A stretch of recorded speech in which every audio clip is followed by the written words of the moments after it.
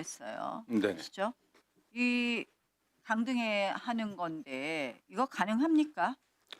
저희도 뭐 여러 가지 뭐 법리적 검토를 해봤는데 어떤 검사의 직급이 검찰총장과 검사에 되어 있기 때문에 뭐 가능하다는 법제처의 아니 의견도 듣고 근데 해서 저희들이 판단했습니다. 이거는 단순한 인사의 범위를 넘는 거라고 저희는 보는 거예요. 그러니까 오죽했으면 소송을 했겠습니까?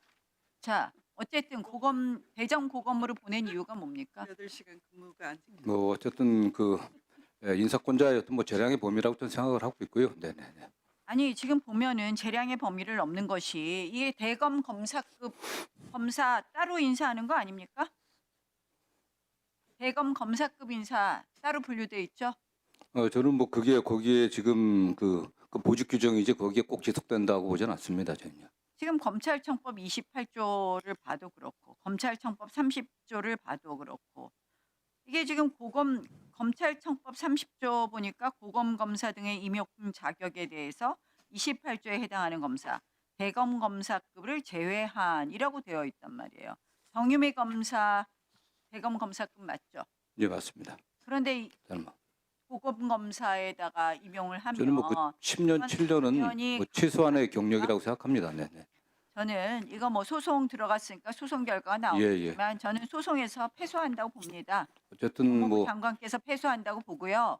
자, 항소 포기 이유나 알자고 물었다고 이렇게 강등하는 거 이거 완전히 검사들 줄 세우는 거 아닙니까? 이런 일 좀 하지 마십시오. 항소 포기한 것만 해도 대장도 사건 항소 포기한 것만 해도 비난받아야 되는데 그거 이유 물어봤다고 이렇게 강등하고 해서는 되겠습니까? 뭐 정유미 검사장에 관련해서 뭐 검찰의 다른 여러 가지 또 사유가 또 중립성과 있습니다. 네. 중립성 좀 지켜주실 것을 네. 다시 한번 촉구합니다. 자, 법원 행정처장께 질의하겠습니다.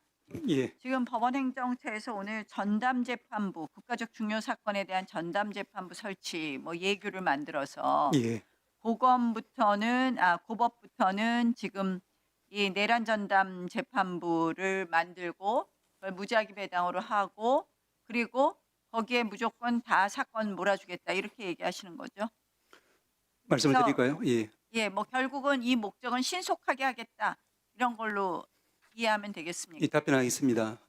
질의에 저희 사업부의 좀 절박한 심정을 가지고 말씀을 드리겠습니다.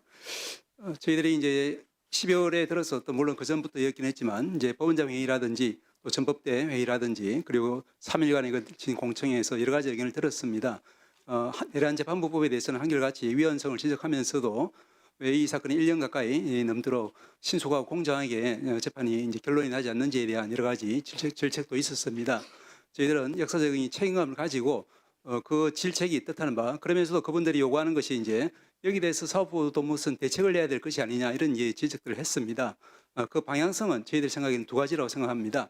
첫째는 지금 이제 우리가 12.3 비정상적이고 이제 위헌적인 비상계엄으로 인해서 이루어진 이제 헌법 왜곡 상황을 이제 우리가 이제 그 정상적이고 합헌적인 방법으로 만들어야 되겠다. 그래서 그 첫 번째는 이제 국회에서 합헌적이고 정상적인 절차를 통해서 이제 개재 해음을 종식하지 않았습니까? 이제 그 다음에는 이제 사법부가 역시 재판을 통해서 그 부분에 대해서 합헌적이고 정상적인 절차로서 마무리해야 되는 그런 책임을 가지고 있습니다. 그런 관점에서 볼 때 또 그와 동시에 그래야만 이제 재판 당사자가 여기에 대해서 위헌 심판 제청이라든지 또 재판 불복이라든지 하는 그런 이제 그 불안 요인을 없앨 수 있기 때문입니다. 그런 관점에서 볼 때 이번에 저희들도 언론을 통해서 보고 있습니다만은 이른바 이제 내란 재판부 수정안이라고 하는 것이 이제 저희들이 간과할 수 없는 여러 가지 문제점이 있다고 보았습니다. 첫 번째는 제가 지난번에도 말씀드렸지만 처분적 재판부 구성이라고 하는 것은 여전히 위헌적인 요소가 있다는 것이고 왜냐하면 아시다시피 이제 우리가 헌법상 이제 법률과 시스템에 정한 법관에 의한 재판을 받을 권리가 보장되어 있는데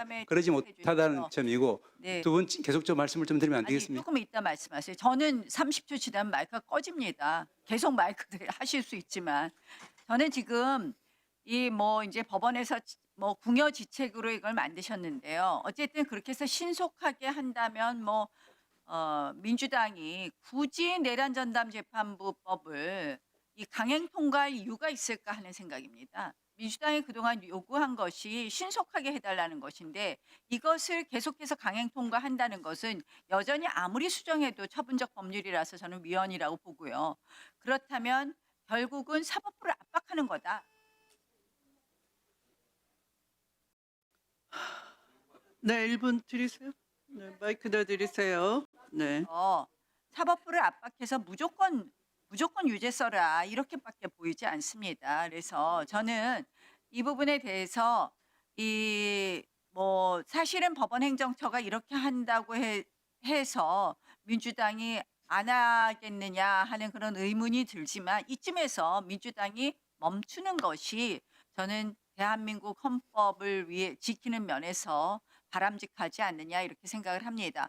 법원행정처장님, 제 의견에 대해서 어떻게 생각하십니까? 예, 아까 첫 번째를 말씀드렸고요. 두 번째로 아니 저희- 제 의견에 대해서 답을 좀 하시라니까. 예, 그 겸해서 말씀을 드리겠습니다. 두 번째는 이제 저희들이 이제 2009년 촛불 사건 배당 그 당시에 우리 인사권자나 사법행정권자가 지정배당하는 이런 부분은 개별 재판, 개별 법관의 독립을 침해한다라고 해서 그 뒤로 없어졌습니다. 그런데 지금 이번 수정안에 따르면은 1차로 이제 일부 판사들이 이제 그 판사를 지정하고 2차로 최종적으로 대법원장이 지정하도록 되어 있는데 이건 이제 역사를 거꾸로 가서 이제 대법원장이 이제 그 재판할 판사를 정한다는 것이기 때문에 우리 사법 역사에 비추어서 후퇴라고 볼 수밖에 없습니다. 그리고 이제 그와 같은 취지라면은 결국에는 이제 3심인 대법원이 이제 그 특정 사건에 있어서 이제 전심인 2심의 재판부를 구성한다는 점에서 우리가 일반적으로 받아들여지지 않는 전심 재판 관여라고 하는 그런 법리적인 문제도 있습니다. 거기다가 이제 더 중요한 문제는 저는 저번에도 말씀드렸지만 이제 사법행정권이라고 하는 그 부분이 사법권에 속한다라는 것인데 여기서 이제 1985년 유엔 총회 결의 사법독립 기본 원칙 14조에서도 나와 있는 것처럼 법원 내 사건 배당은 사법 행정 내부 사안이고 상호분담이라든지 사건 배당은 사법행정의 핵심이라고 되어 있습니다.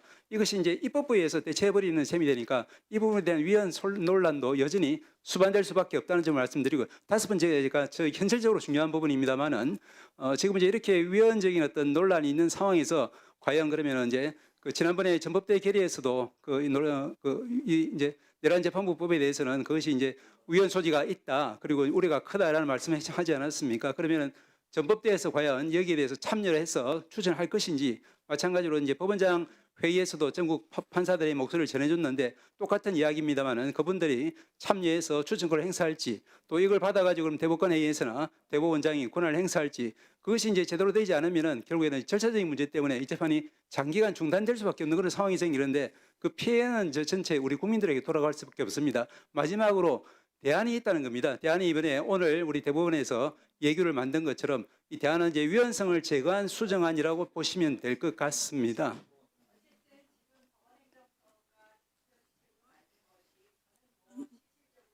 네, 정리해 주십시오.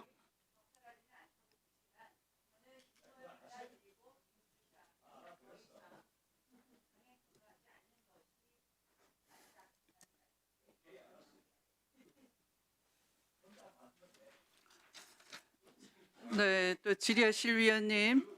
네.